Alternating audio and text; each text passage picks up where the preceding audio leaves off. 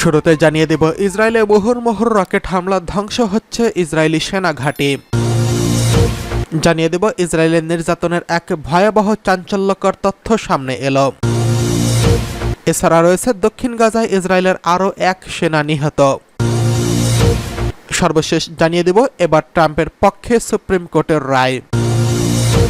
ইসরায়েলে মুহুর্মুহুর রকেট হামলা। গাজা থেকে ইসরায়েলের বিভিন্ন প্রান্তে মুহুর্মুহুর রকেট হামলা চালিয়েছে ফিলিস্তিনের সশস্ত্র গোষ্ঠী ইসলামিক জিহাদ। সোমবার উপত্যকা থেকে ইসরায়েলে দফায় দফায় ওই রকেট হামলা চালানো হয়েছে বলে জানিয়েছে ইসরায়েলি গণমাধ্যম টাইমস অফ ইসরায়েল।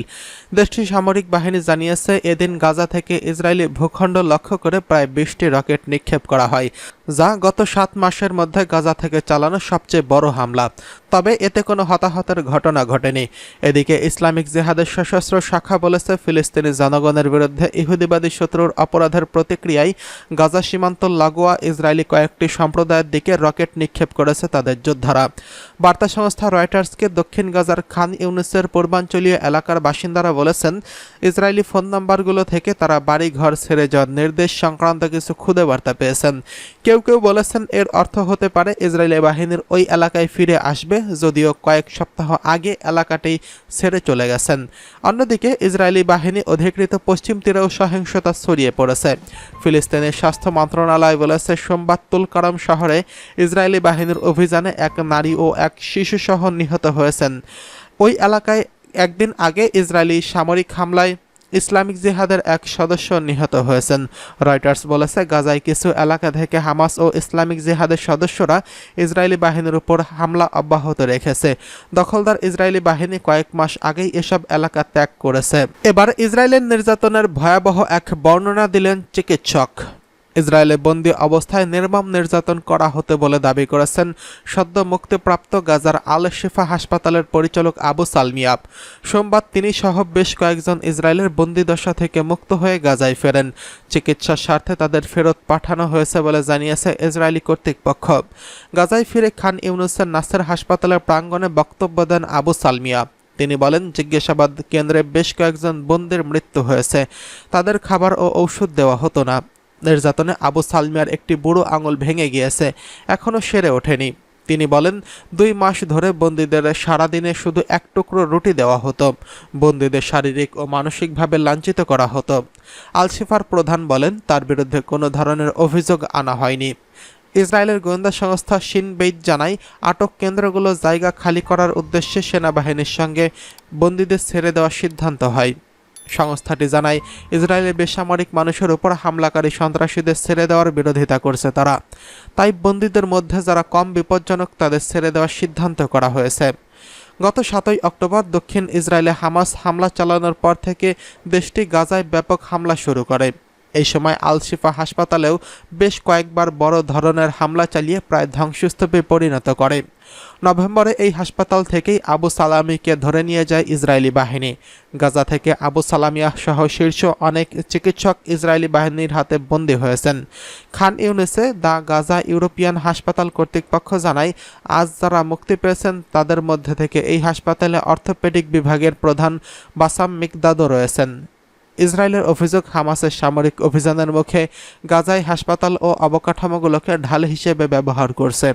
গত মে মাসে ফিলিস্তিনের অধিকার সংগঠনগুলো বলেছিল, আটক অবস্থায় আল শিফা হাসপাতালের একজন জ্যেষ্ঠ সার্জন নিহত হয়েছেন। তবে ইসরায়েল দাবি করেছে এ বিষয়ে তারা কিছুই জানে না। 7 অক্টোবর ইসরায়েলের ভূখণ্ডে ঢুকে হামাস যোদ্ধাদের হামলার মধ্য দিয়ে এই যুদ্ধ শুরু হয়। ইসরায়েলের কাছ থেকে প্রাপ্ত তথ্যের ভিত্তিতে এএফপি জানায়, এই হামলায় প্রায় 1200 জন নিহত হয়েছেন এবং অন্যদিকে গাজা স্বাস্থ্য মন্ত্রণালয় ইসরায়েলি হামলায় অন্তত 37,877 জন নিহত হয়েছেন, যাদের বেশিরভাগই বেসামরিক মানুষ। এদিকে দক্ষিণ গাজায় ইসরায়েলের আরও এক সেনা নিহত। অবরুদ্ধ গাজা উপত্যকার রাফা শহরে ভয়াবহ যুদ্ধে ইসরায়েলে আরও এক সেনা নিহত হল। ইসরায়েলি সামরিক বাহিনী এই তথ্য নিশ্চিত করেছেন। জেরুজালেম পোস্টের এক প্রতিবেদন অনুযায়ী নিহত সেনার নাম সার্জেন্ট ওয়ারি ইজ্জাক হাদাদ।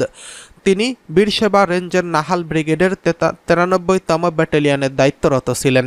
সোমবার ইসরায়েলি সামরিক বাহিনীর প্রাথমিক তদন্ত প্রতিবেদন বলছে, একটি ভবনের ভিতরে পেতে রাখা বোমার বিস্ফোরণে ওই সেনা নিহত হয়েছেন। এদিন হামাস যোদ্ধাদের সঙ্গে সংঘর্ষের সময় ওই ব্যাটালিয়নের আরও 9 সেনা আহত হয়েছেন। এদের মধ্যে একজনের অবস্থা আশঙ্কাজনক বলেও নিশ্চিত করেছে আইডিএফ। এদিকে হাদাদের মৃত্যুর মধ্য দিয়ে গাজায় আগ্রাসন চালাতে গিয়ে ইসরায়েলের নিহত সেনা সংখ্যা দাঁড়ালো 319 জনে। এর আগে হামাসের হাতে বন্দীদের উদ্ধার করতে গিয়ে ইসরায়েলে যেই পুলিশ কর্মকর্তা নিহত হয়েছিলেন এই সংখ্যার মধ্যেও তিনি রয়েছেন। এছাড়া গাজায় ইসরায়েলি যুদ্ধ মন্ত্রণালয় এক বেসামরিক ঠিকাদার নিহত হয়েছেন। তবে হামাস বলছে গাজায় নিহত ইসরায়েলিদের সেনার সংখ্যা এর চেয়ে ঢের বেশি। এদিকে সোমবার গাজা উপত্যকা থেকে হামাস যোদ্ধারা ইসরায়েলের ভূখণ্ড লক্ষ্য করে অন্তত 20টি রকেট ছুড়েছে, যা গত কয়েক মাসের মধ্যে ইসরায়েলের উপর সবচেয়ে বেশি রকেট হামলার ঘটনা। এদিকে ট্রাম্পের পক্ষে সুপ্রিম কোর্টের রায়। যুক্তরাষ্ট্রের প্রেসিডেন্ট থাকাকালে নেওয়া কিছু পদক্ষেপের জন্য বিচারের মুখোমুখি হওয়া থেকে রেহাই পাচ্ছেন ডোনাল্ড ট্রাম্প। সোমবার মার্কিন সুপ্রিম কোর্টে এই সিদ্ধান্ত নিয়েছেন। আধুনিক যুক্তরাষ্ট্রের ইতিহাসে এই প্রথম সাবেক কোনো প্রেসিডেন্টের অপরাধের অভিযোগ থেকে দায়মুক্তি দেওয়ার প্রশ্নে সিদ্ধান্ত নিল সুপ্রিম কোর্ট। সুপ্রিম কোর্টের 9 সদস্যের বেঞ্চের 6 জনই ট্রাম্পের দায়মুক্তির পক্ষে ছিলেন এবং বিপক্ষে ছিলেন 3 জন। পরে সিদ্ধান্ত ঘোষণা করেন প্রধান বিচারপতি জন রবার্টস। সেই অনুযায়ী প্রেসিডেন্ট হিসেবে সংবিধানের অধীনে ট্রাম্প যেসব পদক্ষেপ নিয়েছিলেন সেগুলো দায়মুক্তি পাবেন, তবে ব্যক্তিগত কর্মকাণ্ডের জন্য দায়মুক্তি পাবেন না তিনি। ডোনাল্ড ট্রাম্প 2017 থেকে 2021 সালের 20 জানুয়ারি পর্যন্ত যুক্তরাষ্ট্রের প্রেসিডেন্ট ছিলেন। 2020 সালের নির্বাচনে তাকে হারিয়ে জয় পান জো বাইডেন। ট্রাম্পের বিরুদ্ধে করা একটি মামলায় সরকারি কৌঁসুলিরা অভিযোগ এনেছেন ওই নির্বাচনের ফল বদলাতে হস্তক্ষেপের চেষ্টা করছিল ট্রাম্প। পরে 6 জানুয়ারি ক্যাপিটাল হামলায় উস্কানি দিয়েছিলেন তিনি। সর্বোচ্চ আদালতের সিদ্ধান্ত অনুযায়ী 2020 সালের নির্বাচনে কারচুপির ঘটনা খতিয়ে দেখতে বিচার বিভাগকে যে নির্দেশ ট্রাম্প দিয়েছিলেন তা প্রেসিডেন্ট হিসেবে তার দাপ্তরিক কাজের মধ্যে পড়ে।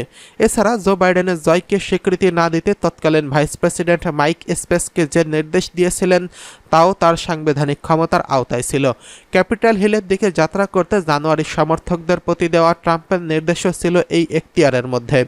এর আগে 6 জানুয়ারির ঘটনা থেকে সুরক্ষা পেতে নিম্ন আদালতে আবেদন করেছিলেন ডোনাল্ড ট্রাম্প। তার এই আবেদন খারিজ হয়ে যায়। সোমবার সুপ্রিম কোর্টের সিদ্ধান্তের মধ্য দিয়ে নিম্ন আদালতে সেই আদেশ বাতিল হয়ে গেল। একই সঙ্গে লালমাটি ও পর্যালোচনার জন্য নিম্ন আদালতে পাঠানো হবে বলে সিদ্ধান্ত জানিয়েছেন প্রধান বিচারপতি জন রবার্টস। আগামী নভেম্বরে যুক্তরাষ্ট্রের প্রেসিডেন্ট নির্বাচন অনুষ্ঠিত হতে যাচ্ছে। এবারও রিপাবলিকান পার্টির প্রার্থী ডোনাল্ড ট্রাম্প সর্বোচ্চ আদালতের এই সিদ্ধান্তের ফলে এটা স্পষ্ট যে নভেম্বরের আগে ট্রাম্পের বিরুদ্ধে নির্বাচনে হস্তক্ষেপ ও ক্যাপিটাল হিলে হামলা সংক্রান্ত মামলায় বেতনের অগ্রগতি তেমন হবে না।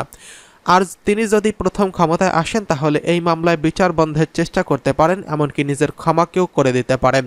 সুপ্রিম কোর্টের সিদ্ধান্তে উচ্ছ্বাস প্রকাশ করেছেন ট্রাম্পের দল রিপাবলিকান পার্টি।